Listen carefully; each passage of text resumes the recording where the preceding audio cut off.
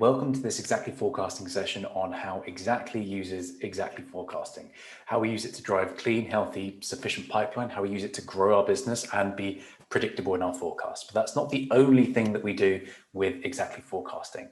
So today I'm going to show you exactly how Exactly uses Exactly Forecasting to do all of those things. So throughout this presentation, I will be playing the role of Jamie Anderson, who is our Chief Revenue Officer, and I'll show you the challenges that he faces, his overall goals, and how he uses the tool on a day-to-day basis. So the challenge that Jamie faces as a chief revenue officer and that all sales leaders face is kind of twofold. It's that sales leaders have low confidence in their forecasts. So only 55%, or 45% have high confidence, 55% have low confidence in their forecast. And by 2025, sales leaders will rely on intuition bias. So it's kind of this white knuckling approach of let's just hope that we're good for the number that we've been given and that we're calling. And this is all supported by Gartner.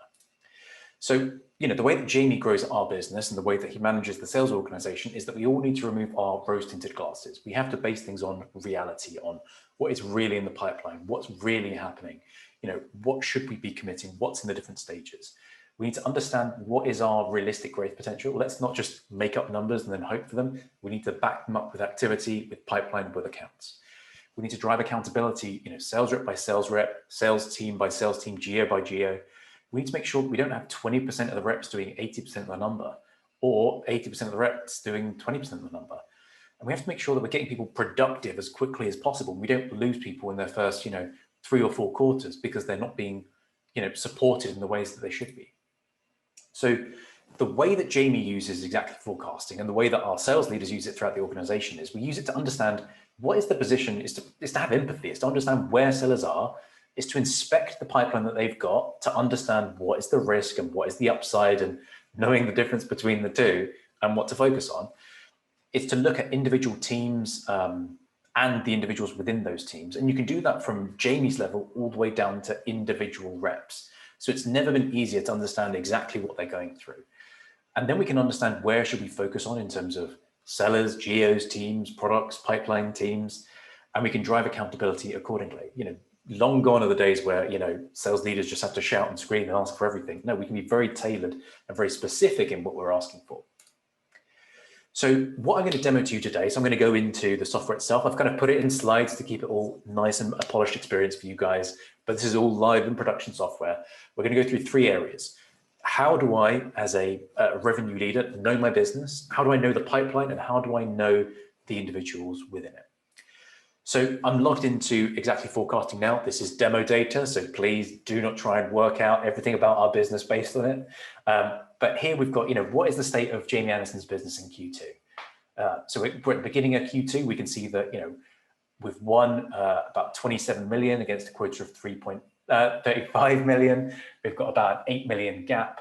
And we can see that, in terms of the pipeline, we've got a good amount of pipeline here. We've only got a 10 million gap to fill. So we've got a huge amount of coverage there. And we can understand, what is my commit and then what is the manager commit and what's the AI predicting that we're going to close based on all of the historical trends. So right now you'll see this flat line. It's almost like the patient is dead here. We're looking at the future pipeline contribution. And, this is the way that Jamie really starts his day. He looks at this view. And the view here is it's filtering to take off any future pipeline contribution. We just want to look at, what is based on what we've got in the pipeline today, nothing new will come in. How do we need to execute? But, and this is tailored to our business, but you can change anything on the screen so it's configured to your business. But, I want to then look at, what could come in within the rest of the quarter. So we know based on historical trends that we've generated 7.25 million in quota and closed 2.9 in terms of overall attainment with the rest of time that we've got. So, we still have the ability to impact this quarter based on pipe gen efforts. And we can see that, what that will look like over time. But as Jamie, I want to, I know where I am, I know my position, I've got these numbers memorized, but I want to look at individual teams. I want to drill down and understand how are they doing, how are they performing? So I can see each of my teams, each of my direct reports, what is their position? I can understand where things are looking risky, but I can also look into individual deals. And this is where, as Jamie would never be able to do this in CRM, but I can see looking at all of the deals under Chris Stewart. So I'm now looking at Chris Stewart's level of the hierarchy. So Chris Stewart is our EMEA leader. So I can see all the deals that he's got in his pipeline, and I can see in the ops amount, I can see how much Chris is calling, and in customer reporting, it's how much I, Jamie, am overriding those. So there's some pieces where I just don't believe the same thing that Chris does. So you can see that so Henley and Co. It's been zeroed out. So we obviously don't think this is going to happen, even though it's in stage 5. We can see that we've got some things here, so we've got a stage 2 opportunity. That's too early to call. And we've actually, adjusted individual amounts here. So it's being able to have that roll up throughout the organization, being able to hedge and get full transparency into what's happening in each of these deals, all wrapped around with a health score, which is tailored based on your business's previous performance and what deals look like for you. So we can completely understand, what our business looks like, how we should be forecasting, how we should be supporting. And, at any point we can navigate into different levels of the hierarchy. It's all just point and click here. But we want to see, how has the pipeline moved? So going into our Flowlytics, we can see, where did we start? Where did we end? And what is the changes that have happened in this case, that have had activity in the last 90 days. So you can see that some things are advancing, some are regressing, and some are just staying the same, which can be okay, but it could be that it's stagnating. We can see that we've got certain things which have been pushed out. We might want to interrogate that, and we can click on it and just drill into it. So I know that Jamie he won't mind me saying this, he has of a Sunday evening been looking to see, has there been activity in the last week? What's been pushed out under the radar by stealth between the regional forecast calls and then the global forecast calls? So he's able to go and get full transparency into this. And this is the view that the reps see, the managers see, that Jamie sees. So there's nowhere to hide, and he can see everything and how it's moving. So for the paranoid revenue leader, of course, Jamie isn't if he's listening to this, but it allows him to ask and answer these questions incredibly quickly. We can see, how much pipeline have we got? Are we in a good spot? Is it moving? Because that's what keeps revenue leaders up at night. It's, what are my sellers doing? What are the changes that are happening? And it could be that, I want to filter this by what's happened in the last 7 days. So if this data was true, and there's 118 opportunities which haven't moved, that's when I need to start, holding my sales leaders accountable and saying, what are your teams doing? And we can filter by, how things are changing. So are there ops which have been pushed multiple times, which are in this quarter? So if an opportunity has been pushed 3 or more times, the chances are it could be pushed again. So maybe it's not a real deal. So we can completely dive into this and segment this how we want to. So if we just want to look at, deals where we're selling a particular product, like exactly forecasting, we can do that, because this is all wrapped around the data which sits within your CRM and within your business. So maybe we want to go in to look at, what are the individual deals which support this. So I can go into our pipeline view. I can see all of the deals which are organized by category. We can change this so it's organized by stage as an example.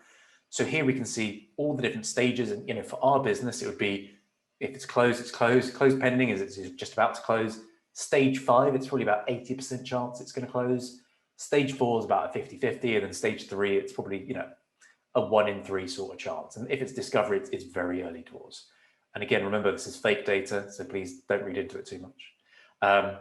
But we can understand where the deals are, where there's movement. There's alerts which are telling both Jamie and the individual salespeople where they should be focusing. So you can see here, these deals are looking pretty healthy, but as you scroll down here, the deals get less healthy. And that's where we might need to say, do we need to do a deal review as an example? We've got a 1.2 million deal here, and the close date's being pushed out. Maybe that requires some attention.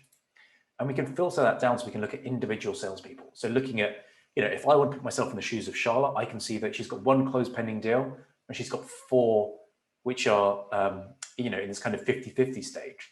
So maybe she needs a little bit of help. And I can look into, and I can see individual deals and what the scoring is. So I can see here that, we are targeting the right sort of customer. They're a B tier for us. So we're pulling in 6 Sense data. We can pull in all of our data from marketing automation, from Chorus, from what's happening in your emails and your calendars. But, we're seeing that, there hasn't been, well, we've got a close date in the past, so that's not good. So again, that's a coaching moment. We can say to the sales directors, I'm noticing these sorts of things. And we can drill into the overall account. So, Jamie is incredibly dangerous in a deal review, because he can go into exactly forecasting. He can see exactly what has happened, what we've done, what the alerts are, what the check-ins are. He can see all of the activity over time, which if I click on view all events, I can see all of the emails that have been sent, all the feedback that has come back. So all of this is centralized. We're wrapping around it with that conversational AI, scoring it, and then flagging it to the seller, the sales manager, and the revenue leader, so that we can manage our pipeline, manage our sellers, manage our business, and ultimately grow together and hit that number. And, as we go to, if we dive into coaching, so this is not just for Jamie to kind of, look at this stuff and ask smarter questions. It's so that we can manage our business better. So as Charlotte or as a manager, you can look to see, where does she sit? What are her overall stats? What does she have in terms of the stages? What are insights tailored to her based on other sellers and their historical performance and her performance? So you can see that she's got a huge amount of opportunities pushed from last quarter. Her pipeline's decreasing. She spends fewer days on lost deals than other people, and she's closing won deals quicker than other people, which is a good thing. But you can see that her average revenue has decreased. So maybe, she's been farming her patch for a while and it's been shrinking, it's been shrinking, it's been shrinking. And we need to think, if she can close, we need to develop more pipeline for her. Maybe that's the conversation that we need to have. But, we can also scroll down and we can see over time, what has her win rate been? And you can see it kind of does tell that story of it. It has been decreasing.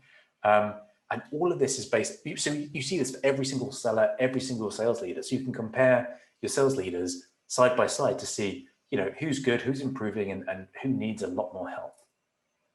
So as you could see from there, the way that we run our business, our sales forecast process, it's based on trustworthy data because it's coming from CRM, but it's also coming from actual real activity that sales reps aren't putting in. We know sales reps love telling their managers what they like to hear so that the sales managers get off their back. With this, we're seeing real activity. We're layering in AI, previous performance, so that's checking at every point in the hierarchy, is this a sensible call? So you've got, the reps call, the AI's call, the manager's call, all next to each other. It's collaborative. So you're actually able to go in and change things. It's not spreadsheets. It's not, you get a CRM report, you export it, and then all that kind of stuff. It's current. So it's always up to date. It's not, final or V2 final, none of that sort of stuff. It's flexible to your business. So we've made it tailored to our business. So we pull in all the data that we use. We've got our categories, and, we are still improving this over time because, we're the leaders in this space, but also we speak to a huge amount of companies who do things slightly different to us, and we're continuously learning from them as well. And it's a very simple tool. You go in, you put your forecast number in, it gets rolled up, your manager can see it. And, we are able to bring in people like finance in to plan, how should we be investing in headcount? We're able to bring in marketing leaders into our forecast calls because we trust the data and we trust the process. So we can talk about where are our blind spots? Where do we need more coverage? So the outcomes for us, and the outcomes could be for you if you were to kind of look into this a bit more seriously, is you can have confidence in your path to number. You know where the gaps are, you know what's real, you know where to help. You know what to inspect and how to do it. So it's not just, the kind of bullish, aggressive sales leader just jumping around screaming at people.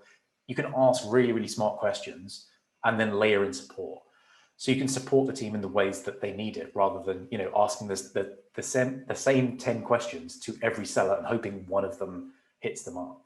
You can course correct early. So it's not just, we take a CSV file out of our CRM and we forecast at the end of the week. You can go in all the time and see the stuff moving, all the deals moving in real time.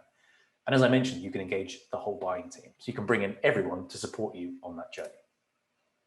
And with that, I want to finish up with this session. So it's been a pleasure. Hopefully you've got a bit of insight into how we exactly use forecasting, how Jamie asks and answers questions of the data.